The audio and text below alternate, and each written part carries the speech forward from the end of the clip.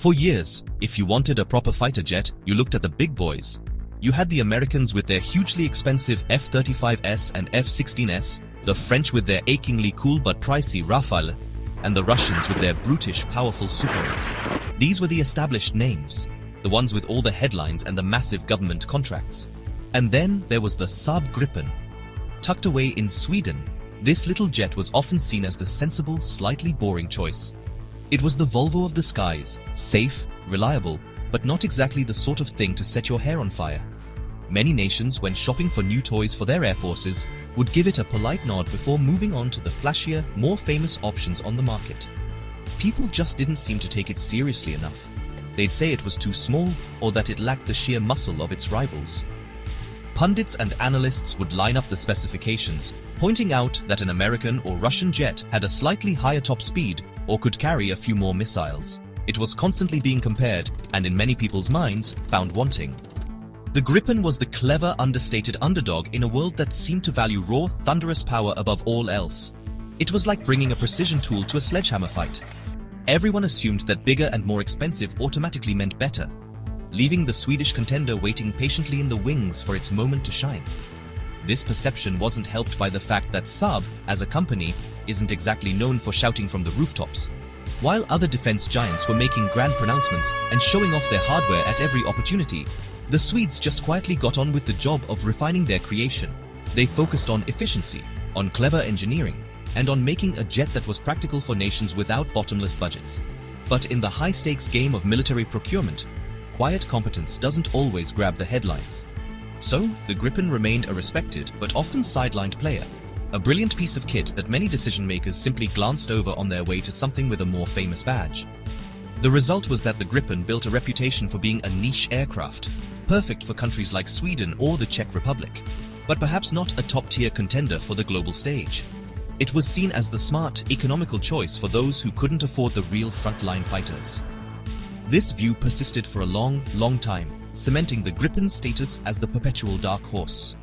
Little did everyone know that Saab was playing a long game, and that this supposedly modest jet was being engineered into something truly formidable, ready to completely upend the established order when the time was right. The world was about to get a very big surprise. And then, in April 2025, the unthinkable happened. Colombia, a nation that had been courted by every major player in the fighter jet business, announced its decision. They weren't buying American F-16S. They weren't getting the French Rafale. They were going with the Gripen. The news landed like a bombshell in the defense world. All the experts and analysts who had predicted a win for one of the traditional powerhouses were left scratching their heads. How on earth had the little Swedish jet, the one everyone kept underestimating, managed to pull off such a stunning victory right in America's backyard? It was a proper David and Goliath moment, a complete reversal of expectations. The competition had been fierce, to say the least.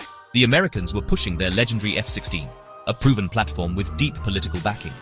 The French had their sophisticated and combat-tested Rafale. These weren't just sales pitches, they were massive geopolitical plays. In fact, things got so heated that in March 2025, there were even whispers that the US might try to block the sale by refusing to allow the Gripen's American-made engine to be exported to Colombia. It was a clear attempt to muscle the Swedes out of the running, but Saab stood firm, confirmed all the paperwork was in order, and didn't back down. This resilience in the face of immense pressure made the eventual win even more spectacular. For Colombia, the decision came down to a simple yet brilliant calculation. They needed a modern, capable fighter that wouldn't bankrupt the country to buy or to operate. Previous talks for new jets had collapsed over cost, so price was a huge factor. The Gripen EF, with its surprisingly competitive price tag of around $85 million per unit, presented a compelling argument. But it wasn't just about the initial cost. As part of the deal, Saab offered significant industrial benefits, including a plan to build a solar panel factory in Colombia. This wasn't just buying a plane. It was an investment in the country's own economy, a clever move that made the Swedish offer stand out. This victory was more than just a single contract. It was a fundamental shift in the Gripen story. It proved that the jet was no longer just a budget option, but a genuine contender capable of winning against the biggest names in the industry on merit. The Colombian deal sent a clear message to the world. The smart fighter had arrived, and it was ready to compete on the global stage. For Saab, it was the ultimate vindication of their long-term strategy of focusing on efficiency, advanced technology, and genuine partnership. The overlooked Swedish upstart had finally and deservedly stepped into the spotlight, leaving its rivals stunned. So, what exactly makes this new Gripen EF model so special? Well, you can forget the old idea of it being a simple no-frills jet.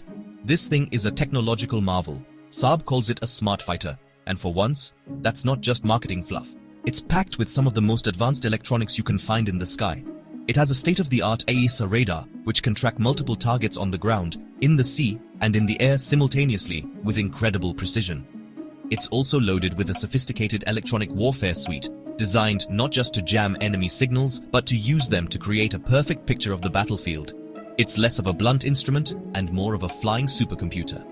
One of the Gripen's most brilliant features, and something other manufacturers often forget, is its maintenance. A fighter jet is no good if it's spending all its time in a hangar with an army of technicians fussing over it. The Gripen was designed from the ground up to be easy to run. It can be refueled, rearmed, and sent back into the air by a small ground crew in a matter of minutes. It doesn't even need a proper runway. A short stretch of ordinary road will do. This means it can operate from dispersed hidden bases, making it incredibly difficult for an enemy to find and destroy on the ground. For any air force, that level of operational flexibility is priceless. And then there's the price. In a world where top-tier fighters can cost well over $100 million apiece, the Gripen EF comes in at a refreshingly sane $85 million.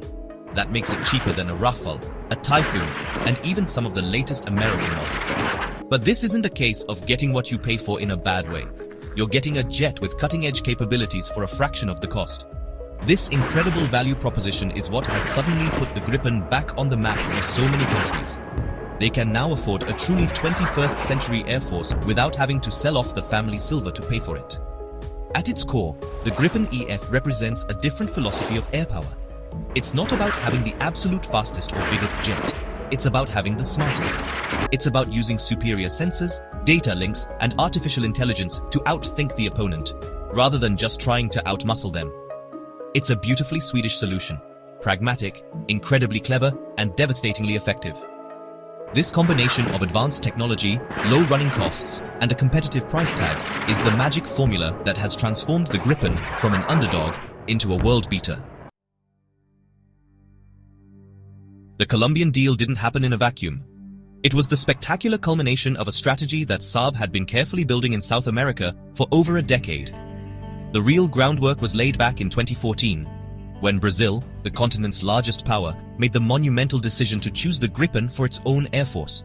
They signed a deal for 36 aircraft, a move that stunned many at the time. This wasn't just a simple purchase, it was a deep partnership. The deal included a massive technology transfer program, ensuring that a significant portion of the jets would be built right there in Brazil by Brazilians. This partnership with Brazil was a game-changer. Saab helped establish a full-fledged Gripen development and assembly line near Sao Paulo, creating a regional industrial hub for the fighter.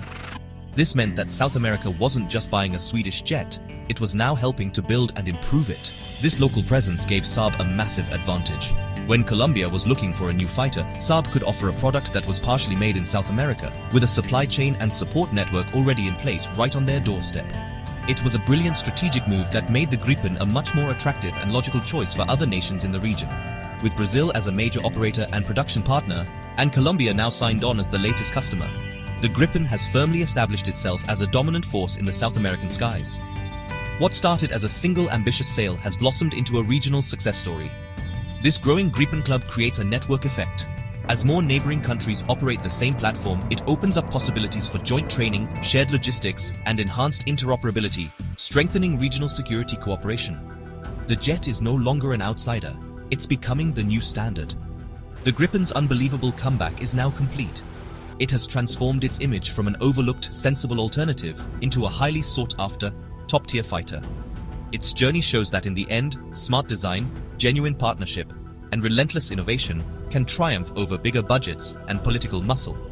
The little Swedish jet that has not only proven its doubters wrong, but has redrawn the map of air power in a whole continent. The Gripen is no longer the underdog, it's the smart champion, and its success in South America is a powerful testament to its brilliant design and a lesson for all its competitors.